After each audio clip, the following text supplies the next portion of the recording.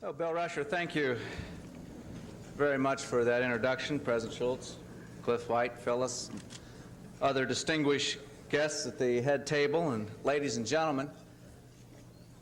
Bill Rusher, I am glad to know that you have claim to the state of Indiana, but for those of you that are from Indiana, and those of you who know Sullivan County, which you are now saying that is part of your heritage, it is the second most liberal Democratic county in the state of Indiana. It is, as a matter of fact, right next to the home county of the former senator from Indiana named your dear friend, Senator Birch Bayh. So I am glad to know where you really come from.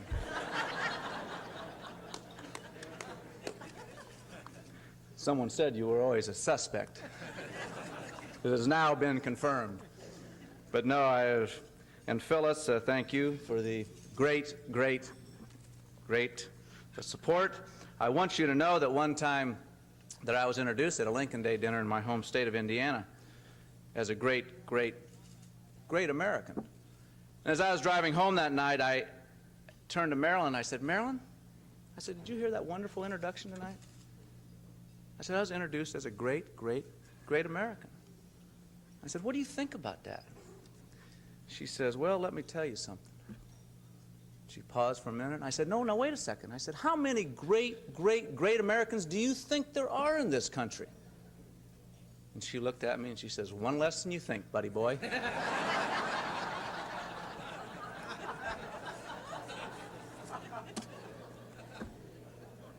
I was told at the beginning of the week that Friday night I would be spending with people that are smart and people that are my friends. And I knew at that time that I would be outside the Washington, D.C.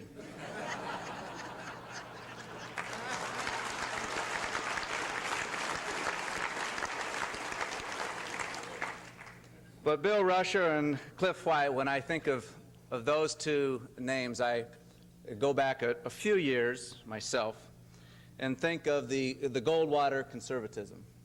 And actually, though I was born in Indiana, spent most of my life in the state of Indiana, I did spend 8 years in Phoenix, Arizona when I was growing up.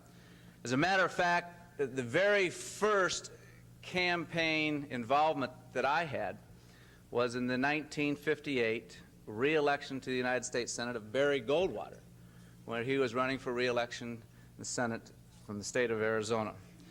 And the reason I was involved, as any young person at that time, I was age 11, was following along in my mother's footsteps at that time because she was a Republican precinct committee woman and also a coordinator for Barry Goldwater. So many of us got our start in conservatism and conservative politics through you, the two of you, and Barry Goldwater. And the person that we honor once again tonight also was a protege of Barry Goldwater, and that being John Ashbrook, who I had the distinct pleasure of serving with 4 years in the House of Representatives, a dear friend. And it wasn't too long that I was in the House of Representatives that John Ashbrook and I struck up a friendship, primarily through our ideological compatibility, but more importantly in that he was a person of integrity, a decent man, a family man, somebody that believed strongly in principles that guided him through his life in public service. And I'll always remember that one of the comments that we were talking about during a sort of a reprieve during the deliberations of the House of Representatives, we were talking about conservatives and liberals and Republicans and Democrats, and John Ashbrook commented to me, he says, you know what middle of the roaders are good for? And I said, well, no. And he says, well, you know, there are two things that go in the middle of the road. He said, yellow lines and skunks.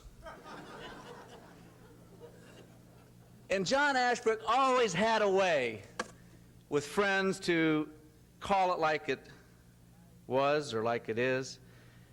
And I have a confession to make here tonight. When John Ashbrook sought the presidency, in 1972.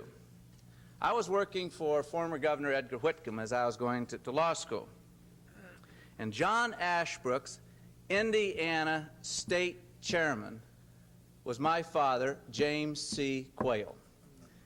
He was the state chairman for John Ashbrook, and I was the governor's representative on the election commission. And I have to confess that, unfortunately, I and one other, there was a three-member commission, had to cast a vote to say that John Ashbrook had not fulfilled the campaign requirements for the state of Indiana and was therefore not on the ballot in the state of Indiana. And my father had a very difficult time speaking to me for a period of time. But my father, like John Ashbrook, was also a principled man, and quite frankly, during that year, 1972, he was tapped to be a delegate to the Republican National Convention. And because of his chairmanship of Ashbrook for president, the state organization took away my father being a delegate to the National Convention. But my father always said, I do what is right in life, just like John Ashbrook always did what was right in life. And what is right in life in John Ashbrook, the integrity, the principle, the courage, my friends, he had it all. He was truly an outstanding member of the House of Representatives as I knew him. He would have been an outstanding member of the United States Senate from the state of Ohio. He was the person that had and understood the power of ideas.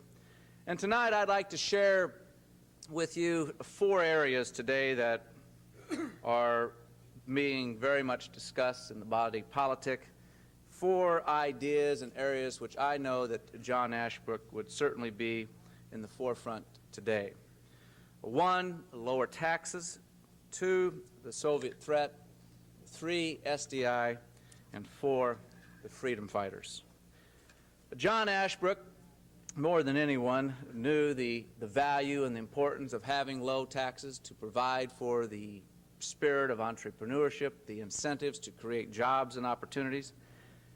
And just listening to the Democratic response to the President's proposal on our war against drugs is really rather pathetic, because they are basically telling the American people that the war is on the American taxpayer rather than the war on drugs. Well, my friends, we do not need to raise taxes to pay for President Bush's war on drugs.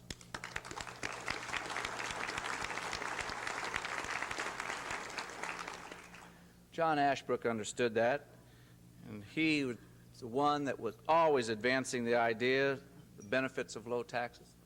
And we do have an important problem with the war on drugs, and I know all of you join me in acknowledging the courage of President Barco of Colombia, whose country right now is undergoing a crisis situation. This morning, the drug cartel threatened to begin killing of children.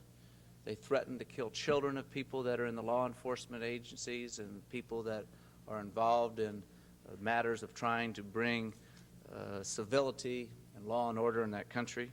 And he is certainly one courageous individual. I believe the most telling comment that he has made in these few days that he has received a lot of attention in this country was where he stood up and he looked out. He said, "Users of the world, I hope you recognize what you are doing to my country." And users of the world, in the President's address the other night, he tried to, and I think was very effective in pointing out that individual accountability is very much a part of the problem. And we need the help of all Americans in this war against drugs. But we are not about, and this president is the last stoppage between a Democratic Congress that wants to raise taxes and the American people, and he's simply not going to do it. As a matter of fact, instead of raising taxes in this session, we're trying to lower taxes. We're trying to lower the capital gains tax that will actually generate more revenues.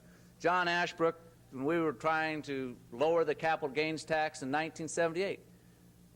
He argued very effectively on the floor of the House of Representatives on how a lower capital gains tax rate would increase revenues, not decrease revenues, would increase jobs and opportunities. And that debate then is very similar to the debate right now. You hear the debate going on that this is somehow a tax break for the rich. Well, as the Wall Street Journal pointed out the other day, that most of the capital gains tax relief will go to those individuals making $50,000 or less. That's where the tax incentives will go. That's where the tax incentives will go to invest in America and to make an investment and to get a return. And as a matter of fact, instead of increasing or causing an increase of drain on the federal treasury, a cut in the capital gains tax rate will generate revenues. It's always done it. In 1978, when the capital gains tax rate was cut, it generated revenues. In 1981, under the Reagan-Bush tax cut, capital gains, again, it generated additional revenues because of the expansion of the economy. And again, if we're successful this year, a reduction in the capital gains rate will also generate revenues. Well, John Ashbrook certainly understood that, and he was very much in the forefront. John Ashbrook was also an individual that understood what the Soviet threat was all about. He understood communism and totalitarianism. And today he would be, I'm sure, like me, somewhat impressed and perhaps a bit hopeful, but very cautious in the changes that are taking place in the Soviet Union, Eastern Europe, Central Europe.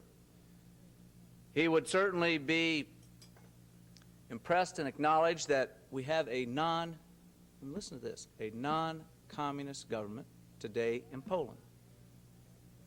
But let us not get carried away in euphoria and think that the battle for freedom, the crusade for democracy, the establishment for peace has been won, and the forces of our side will prevail. Yes, we can be and take note of the successes that we've had, but I believe now is the opportunity, now is the time that we should in fact be cautious. We must be prudent. We must be careful. The worst thing that we could do is to rush in and to try to finance through credits, through subsidies, these systems that have not made the complete change, that have not made the reforms. Poland is certainly a long way toward making the reforms, and hopefully it's irreversible, that they will never go back. But they're just beginning, encouraging signs in Hungary, and where they are now setting up a multi-party structure, where they're heading down toward the policy of reforms. But let us make sure that we don't become complacent and think that the crusade for freedom and peace and democracy and human rights will in fact prevail. Let's hope that it does. Let us not forget where we thought just a few short months ago that democracy would prevail in China, and then Tiananmen Square. Let us not forget that the Soviet Union today, from a military point of view, is more capable than before Gorbachev took power. In a strict military capacity, the Soviet Union is more capable today, not less, than it was in 1985 when Gorbachev took power. During that time, you have seen in the Soviet Union an actual increase in defense spending in real terms of 3%. In our own country, in the last 4 years, you have seen the Congress cut the defense budget in real terms 11%. Last year alone, the Soviets produced 3,000 tanks. The United States produced 800. The Soviet naval power is increasing and not decreasing. The Pacific Fleet is higher than it has been before. And in strictly speaking, the capability and the capacity of the Soviet Union from a military point of view today is greater. Now, we are hopeful that General Secretary Gorbachev will be successful in the reforms. that perestroika is not just a showcase, but will be real. But it's going to take time, and the road is going to be bumpy. There is no easy road, and we don't even know what the conclusion will be. Is there a road where you're going to be able to see the transformation from a communist totalitarian society to one of democracy and pluralism? It hasn't been done since the Bolshevik Revolution in 1917, when Lenin came to power. Poland is making a very gallant effort in imposing a non-communist government, where the Communist Party now, for the first time in many years, will be in a minority. But we must be vigilant, and we must be prepared, and we must proceed with prudence, and we must proceed with reality. John Ashbrook would have understood that. President Bush understands that. And Americans that are serious about national security also understand the importance of peace and how to provide for peace. And we want to see peace and deterrence prevail. And John Ashbrook was certainly a student of totalitarianism, a student of communism, a student of international relations. Another issue that John Ashbrook would have identified with would be the Strategic Defense Initiative. The Strategic Defense Initiative, which is a system that will provide for defenses. It is a system that will rely and provide for peace and deterrence on a defensive capability as well as a reduction of offensive weapons. John Ashbrook, in speeches and articles that he wrote as a member of the House of Representatives, questioned the doctrine of mutual assured destruction. Questioning the doctrine of mutual assured destruction, which says in essence that both nations, the United States and the Soviet Union, shall have an offensive capacity and capability to keep each side vulnerable, and since each side is vulnerable, both will be deterred from striking each other. That is the doctrine of mutual assured destruction, which many critics of the SDI system want to cling to and want to adhere to. Mutual assured destruction, or MAD for short, has provided for deterrence. But that doesn't mean that we can't enhance deterrence, enhance the prospects for peace, enhance our stability, and enhance our effectiveness to deter an attack from an aggressive nation. The Strategic Defense Initiative is important to peace. It is important to the United States of America. It is important in this day where you see not just the Soviet Union having ballistic missile capability, but many other countries around the world that are not our friends. North Korea, Syria, Iran, Iraq, just to name a few, that have the ballistic missile capability. One of the countries that is proceeding quite rapidly with their own SDI is the country of Israel. And the reason that they're proceeding with their SDI system because they know that they're threatened from their neighbors with ballistic missiles. Saudi Arabia has ballistic missiles. Syria has ballistic missiles. Iran and Iraq. And Israel understands that there are very few choices with those prompt, quick, hard target, kill capability missiles. One is to have a preemptive strike, not a good option. Another is to absorb a hit and then respond, not a good option. What's wrong with the option that if you're fired upon, to stop it before it hits your soil? The Strategic Defense Initiative is a system that will deny an attack against this country. Many people do not understand the simple fact that the United States of America is completely vulnerable to any ballistic missile attack today. We have no capability to deny a ballistic missile attack to this country. Not even an accidental attack. In 1986, there was a Yankee submarine that sunk off the coast of Bermuda within 1,500 miles of our shore. And if one of those ballistic missiles had gotten loose, and if one of those ballistic missiles had, in fact, been directed toward this country, we couldn't do anything about it except absorb the hit. It would have been an accident. even an accidental attack, we have no protection. This president is committed to the testing, the development, and when the technology pans out, to the deployment of a strategic defense system. It is something that we need.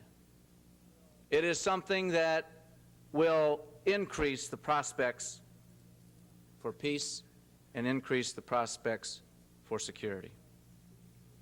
And John Ashbrook would have understood and would have been in the vanguard, in the forefront of this initiative. John Ashbrook would also have understood the importance of supporting the freedom fighters around the world. The freedom fighters, whether they be in Nicaragua or Angola or Afghanistan or Cambodia, people that believed in the cause of democracy, the cause of freedom. And there is nothing wrong with our foreign policy helping those people that want to help themselves.